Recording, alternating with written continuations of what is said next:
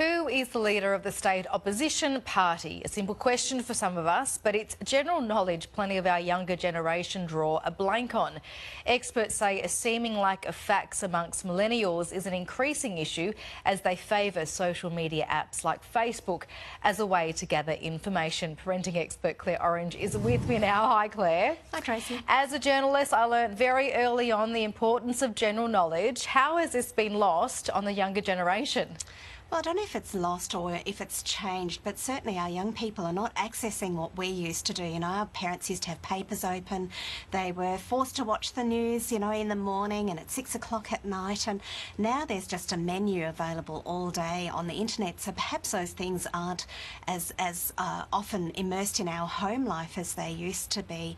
And I think, as a result, our children are possibly missing out on a whole array of stuff, especially in that political landscape that is absent for them. Is this another instance of social media, some would say, dumbing us down? Well, yes, I think we have to be careful with that. I think it's easy to kind of make social media the bad boy in all of this, and certainly children are tied into that.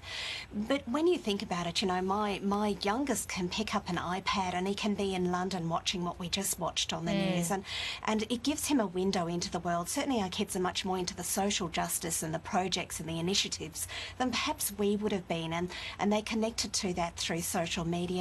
They watch lots of YouTube clips about stuff that's topical and current for them. So I think in some ways, yes, in terms of our local and national political context, there's a bit of dumbing down. But otherwise, I think our kids are just not looking where that information is. If it was on social media, they'd see more. Yeah, sure. So for the younger generation, why is general knowledge so important, and how can you encourage them to actively skill up?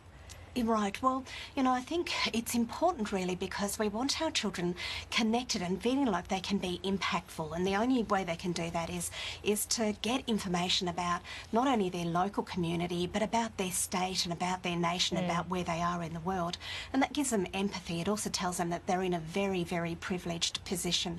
So I think it's on us as parents and grandparents to make sure that even if we're digesting news during the day in ways that are not visually available to our children, that we bring up these issues, when there's local elections, when there's things happening around us in our community and in the world, that we talk to our children about it and let them access it too, because we want them to be involved and active global citizens one day, Tracy, feeling that they can contribute and make a change. Absolutely. All right, Claire Orange, we'll have to leave it there. Thank you very much for your time. Thanks, Tracy.